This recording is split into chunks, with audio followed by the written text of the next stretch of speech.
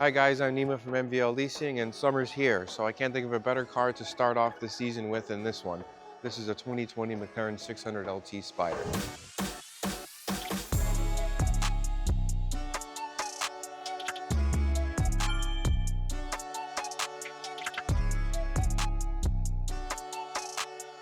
Let's get some important information out of the way. This is a 600LT. 600 denotes the horsepower, and LT is short for long tail. Now, starting here at the front end, you can see that aerodynamics was a big deal when it came to this car. Putting this car next to a McLaren 570S, this thing already looks like it's a little bit lower to the ground and has far more ground effects to manage all the air that's going into your radiators and around the car, over the car, and under the car. This color is called Ludus Blue. It's an MSO color. MSO is short for McLaren Special Operations. So when you have some MSO options on any McLaren, these options are picked off of a special option list. So things like interior colors, exterior colors, colors of your seat belts, seats, rims, calipers, things like that. When you're sitting here at the front end, you can see that you have your two front splitters that are kind of integrated into these heat exchangers.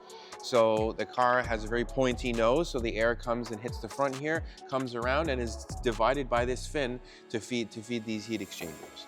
The car has a front lift right now. The front lift is down, so this is how much space you have to work with when the suspension is down. But if you're getting to a driveway that's a little bit hairy or something like that, you have a turn signal stalk that you can press in order to adjust the front lift.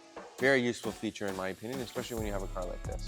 The headlights are very similar to what you get in a 570S. You have an LED projector and these work as your turn signal indicators too.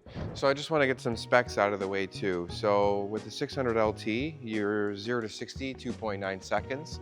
Car tops out at 201 miles an hour. Over the ordinary 570S, it's about 100 kilograms lighter. So where it loses that weight because of extensive use of carbon fiber. The wheels are a lot lighter, the brakes are a lot lighter. If you opt for the Senna seats, then you're saving an extra 6 kilograms along with titanium bolts for the rims. All of this kind of makes a big difference when you're trying to put down times at the track. The Senna seats look good, terrible to sit in.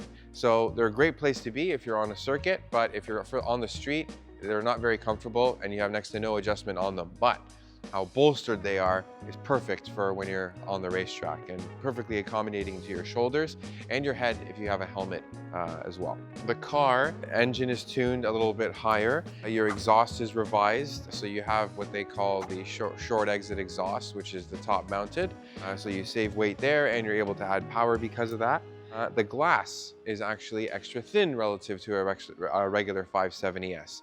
There's no carpeting inside the car. So this car has what McLaren calls the carbon fiber monocell. So that's pretty much the whole skeleton of the car is all stamped carbon fiber. It's all exposed. So when you look on the inside, on the side of your transmission tunnel and on the floor, you kind of see that exposed carbon fiber. It's not as glamorous as the carbon fiber that you normally see on the outside of a car, but hey, that's not really what this car is about. It's about lightness and sharpening the performance of the car. Speaking of which, the suspension is revised, so the dampening changes. So you can go from soft to hard, and you have a few different modes for that. Normal, street, and track. The steering rack is modified to have a 4% quicker ratio, so the turn-in with this car is crisp, calculated, and crazy. And it's really confident. It doesn't take a long time to drive this car in order to kind of determine or be able to get a feel of what you can get away with, how hard you can turn in, and things like that. McLarens do not screw around. They don't screw around whatsoever when it comes to chassis dynamics. If anything, it's probably one of their biggest strengths when it comes to this car. If we come around to the side here, we're gonna see some more things that kind of make this LT special. So we'll start by the wheels. They're forged wheels and they're diamond cut, 19 inches. And there's a lot of features here that are specific to LTs. So one being the wheels, they have a diamond finish. So the face is machined and the inside of the spokes are painted the same color as the dark accents on the car. It's like a metallic gray. It borrows the carbon ceramic brakes from its bigger brother, the 720S. And it comes with Trofeo R tires, or at least it was an option. The ones that this car came with, when you're ordering the car, you can opt for a more street-friendly tire, and this one has a set of Continentals on it. Really good for grip, road noise, things like that. When you come around to the side here, and you look at the door, LTs, you know, it's never a secret. So if the arrow doesn't give it away, then the badges will, because right here on this front side skirt is where they listed it's a 600 LT, and the LT is kind of lit up in orange. Not lit up, but it's a color orange to kind of match the pinstriping around the car. This is also one of those MSO features that I was explaining to you before. So as we come around to the back here, you're going to see the rear wheel, and now it's a double staggered setup. So it's 19 in the front, 20 in the back, and the tire is a Continental Extreme Contact Sport. It's a 285 tire in the back, and it really helps because when you're trying to lay down all 600 horsepower, you need the best rubber you can get. When we come around to the back, you kind of see a few more features that you're only going to get when it comes to an LT. There's a lot of bodywork in this car that kind of exposes almost like this car's exoskeleton, is one way to put it. Because you have these fins here, and it all comes down the side, it's built into the door, there's some of it in the front, where the bodywork is actually sucked in closer towards the center of the car, and you have these fins that are kind of put to make up for where that bodywork would be, kind of like the fenders on a new GT3 RS.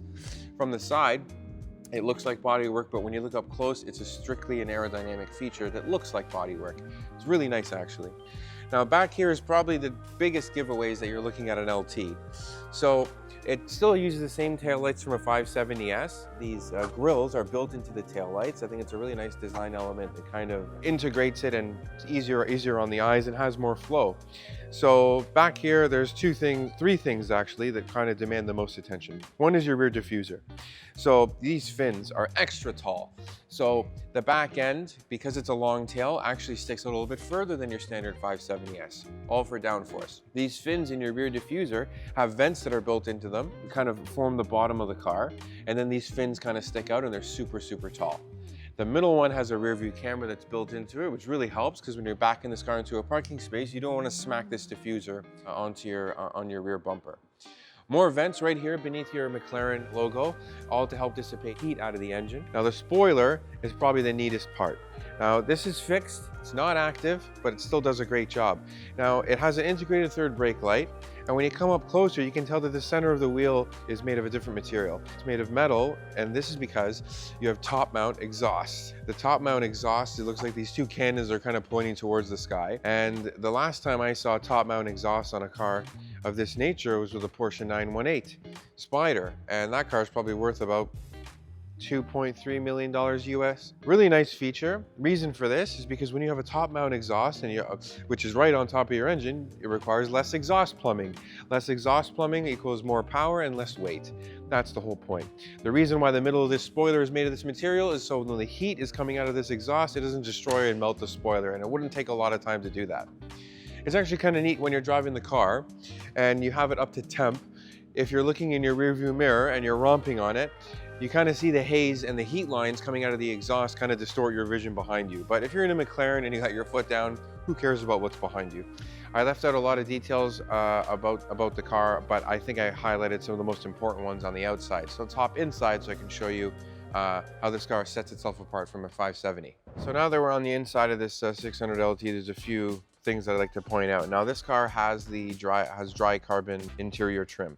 So this trim is on your steering wheel, your paddles, the trim around your iris infotainment system, and right around all the buttons that help you select your gears, pull down your roof, and play with this window and things like that. I like dry carbon, it's nice, and it kind of matches the whole exposed carbon of this particular LT. Alcantara everywhere. Alcantara is good because it's not really real leather, it's kind of like a synthetic suede. It's good for grip, and this car has it everywhere. On the window frame, on your A-pillars, on your dash. It's got a deviated orange stitch that kind of highlights the lines on the dashboard and kind of matches these MSO seatbelts. Steering wheel is also made of carbon fiber, and they put a little orange stripe at the top, which is really helpful when you're kind of on the track and stuff, because it kind of helps you with turning and know when your steering wheel is dead center. You have a fully digital instrument cluster, which gives you all the important information that you need. One cool feature that is specific to McLarens are the paddle shifters. So they're nice and tall. They're mounted to the steering wheel, but they're all crafted from a single piece of aluminum. So I can't pull both at the same time. You have to pick gear up or gear down. Now this is kind of useful, and anyone who's driven this car and wanted to play with the gears themselves and drink a coffee at the same time, there's a cool trick that if you were to pull the paddle to go up a gear, it will go up a gear, but if you push it away from you, it will go down a gear. This way, both paddles kind of have a specific feature, but have dual function. This is really useful when you're kind of trying to have some fun.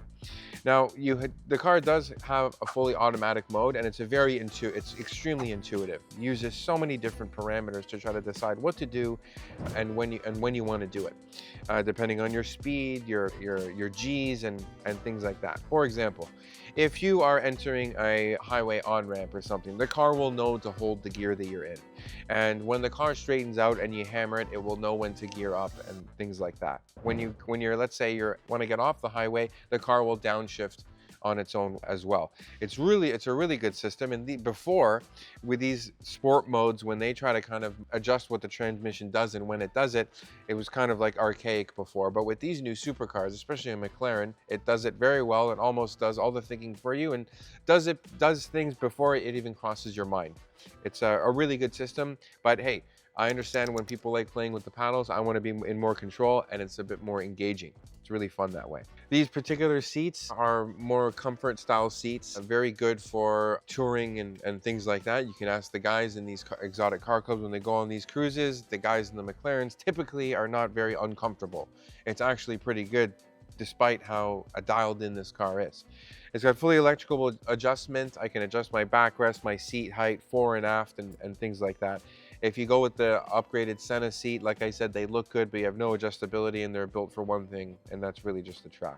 When you look at the center console here, this is where you adjust the driving dynamics of the car. You know, your engine start-stop button is front and center right at the top, and just beneath those, you have two switches, one labeled H and one labeled P. H stands for handling and P stands for power.